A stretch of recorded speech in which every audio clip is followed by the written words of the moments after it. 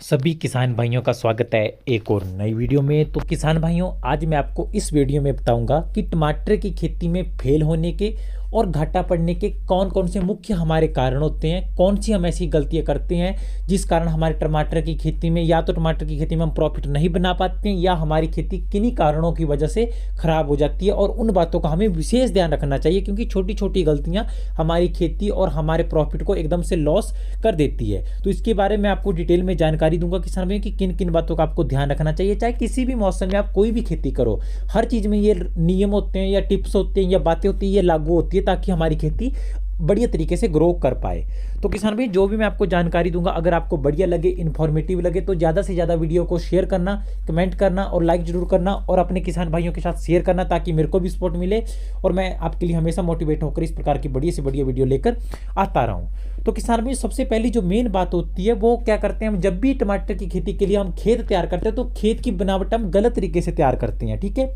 जब खेत की बनावट गलत तरीके से तैयार से मेरा ये मतलब है कि जब भी हम खेत तैयार करते हैं टमाटर की खेती के लिए तो कम से कम 2.5-3% ढलान खेत में होनी चाहिए। अब ढलान का मुख्य रोल क्या है किसान भाइयों कि अगर आप बरसात में टमाटर की खेती करते हैं तो ढलान का बहुत ज़्यादा जरूरी होता है क्योंकि बारिश का पानी इतना ज़्यादा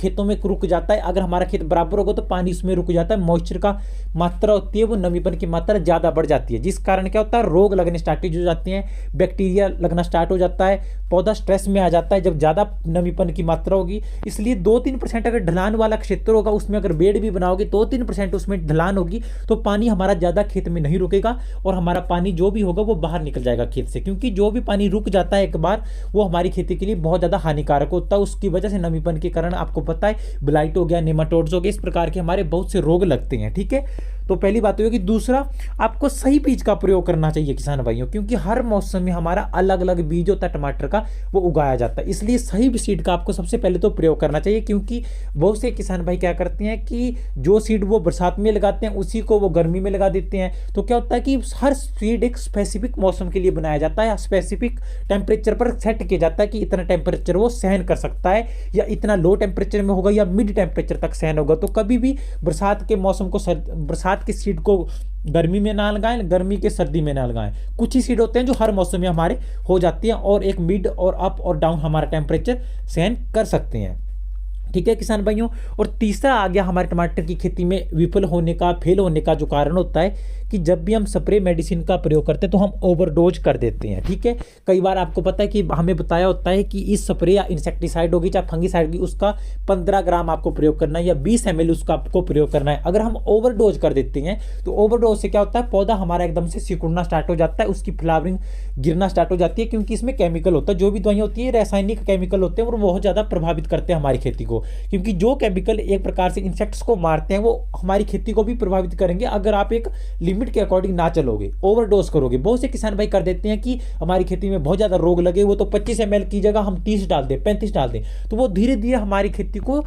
संक्रमित होते रहते हैं कि हिसाब से हमारे पौधे की जो रोग प्रतिरोधक की क्षमता होती है वो पौधे की कम हो जाती है, क्योंकि हैवी डोज उस पर पड़ेगा केमिकल के कारण, तो हमारी खेती नाजुक हो जाती है एक तरीके से, जो उसकी सहन क्षमता होती है वो कम हो जाती है। तो आपको कभी भी क्या करना है, नॉर्मल स्प्रे का प्रयोग करना है और कभी भी ऐसी स्प्रे का मिक्स नहीं करनी है, क्योंकि कई बार क्या करते हैं हम कि पता नहीं होता हमें कि कौन सी स्प्रे को, जैसे फंगीसाइड प्लस इंसेक्टिसाइड को मिक्स करके या हम ग्रोथ रेगुलेटर को उसके साथ दे सकते हैं, लेकिन कई बार क्या करते हैं हम कि बहुत सी मेडिसिन को इकट्ठा 4-5 को इकट्ठा मिलाकर घोलकर दे देते हैं, स्प्रे कर देते हैं, जिस कारण की केमिकल आपस में रिएक्शन होकर उनका असर खराब हो जाता है और नया केमिकल हमारा बन जाता है, इससे कि हमारी खेती बहुत ज़्यादा प्रभावित होती है। वो एक प्रकार का बिल्कुल ही पॉइजन बन जाता है जो हमारी खेती के लिए बहुत ज़्यादा प्रभावित होता है। अगर ओवरडोज करते हो या गलत स्प्रे का प्रयोग करते हो तो उससे क्या होगा किसान भाई, हमारी खेती जलेगी नहीं, उससे क्या होगा, हमारे सिकुड़ना पत्ते स्टार्ट हो जाएंगे, इस प्रकार से लगेगा जैसे ब्लाइट लगी हुई है, किसी भी प्रकार की कोई फ्लावरिंग हमारे पौधों में नहीं लगेगी, जो भी फ्लावरिंग लगी हुई वो झड़ जाएगी और हमारी खेती धीरे धीरे डाउन हो जाएगी, सारा फल हमारे धीरे धीरे गिरना या साइज नहीं बनेगा, एक जगह पे हमारा पौधा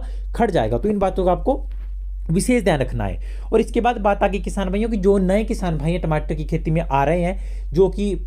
उत्साहित हो रहे हैं वीडियो देखकर कि इसमें इतना प्रॉफिट है या हर साल प्राइस आ रहा है, या बहुत से पुराने किसान भाई वे कि सही रोगों की पहचान नहीं कर पाते हैं कि रोग कौन सा लगा, उसके लिए कौन सी हमें मेडिसिन का प्रयोग करना चाहिए। तो मैं आपको यही रिकमेंड करूंगा कि यूट्यूब पे भी जरूरी नहीं है कि सही आपको जानकारी है, कुछ आपको खुद अपना कर देखना पड़ेगा कि किस प्रकार के रोग है। जब खुद आप रोग की पहचान करोगे कि कितने टेम्परेचर में ये लगा, किस कारण लगा, हमारे आसपास का क्षेत्र कैसा है, वातावरण कैसा है, खेत में खरपतवार है, इन चीज़ों का जब आप अच्छी तरीके से ध्यान रखोगे और हर रोग की आप पहचान करोगे सही तरीके से कि ब्लाइट इस प्रकार की होती है, व्हाइट फ्लाई का रोग ऐसा होता है, हमारी ब्लैक मक्खी का ऐसा होता है, कैटरपिलर का रोग ऐसा होता है, थ्रिप्स का ऐसा होता है, हमारा हर चीज़ का आप ध्यान रखोगे कि इस प्रकार से पत्तियां मुड़ना स्टार्ट होगी तो इसका माइट लगे हुए तो कौन सा हमें सिम्टम्स देखने को मिलेंगे। तो रोगों की सही पहचान करोगे तभी आप बढ़िया खेती कर सकते हैं, क्योंकि अगर आप रोगों की सही पहचान नहीं कर पाओगे तो आप फंगीसाइड की जगह इंसेक्टिसाइड का प्रयोग कर दोगे। फंगस तो इंसेक्टिसाइड से मरेगा ही नहीं, खत्म होगा ही नहीं। अगर हम इंसेक्टिसाइड का प्रयोग करते माइटिसाइड के लिए तो उसका भी प्रयोग नहीं होगा, क्योंकि हर चीज के लिए अलग अलग स्पेसिफिक की मेडिसिन होती है। तो कभी भी आपको ऐसे स्प्रे नहीं करनी है, पहले पूरा ज्ञात करना है तभी उसके बाद आपको स्प्रे करनी है। ठीक है किसान भाइयों।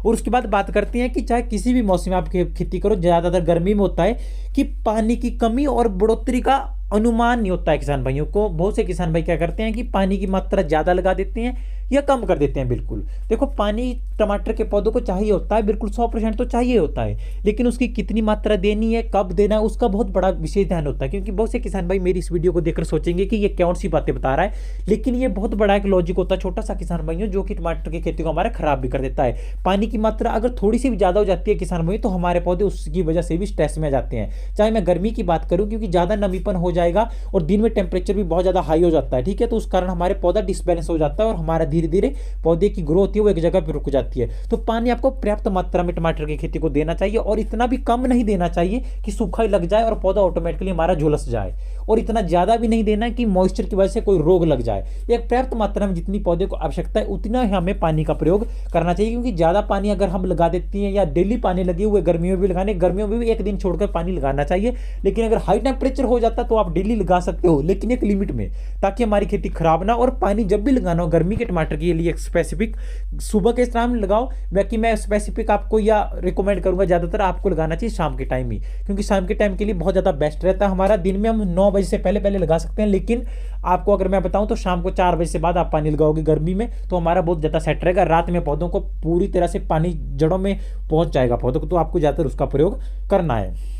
और इसके बाद जो अगला कारण आ गया किसान भाइयों की, बहुत से किसान भाई क्या करते हैं कि आज के टाइम पे सभी, आपको ले लो कि हर कोई किसान है जो वो भी खादों के ऊपर डिपेंड है, रासायनिक फर्टिलाइजरों के ऊपर डिपेंड है। जब हम रासायनिक खादों का ओवरडोज कर देते हैं उस कारण हमारी खेती लड़खड़ा जाती है, या पौधे की फ्लावरिंग गिरना स्टार्ट हो जाती है, या हमारे पौधे में स्ट्रेस आना स्टार्ट हो जाता है, पौधा झुलस जाता है, फ्लावरिंग पड़ती है, गिर जाती है। जब ओवरडोज हमारे किसी भी प्रकार के केमिकल का हो जाता है तो रासायनिक केमिकल हमारी खेती के पहले बहुत ज्यादा हानिकारक होते हैं, जिस कारण हमारी खेती बहुत ज्यादा प्रभावित होती है। तो आपको इस बात का विशेष ध्यान रखना है कि जब भी आप रासायनिक केमिकलों का प्रयोग करो, चाहे यूरिया है, चाहे डीएपी है, चाहे एनपीके, हर प्रकार का लिमिट का यूज हो, ताकि हमारे पौधे उससे बहुत ज्यादा प्रभावित ना हो। ठीक है किसान भाइयों।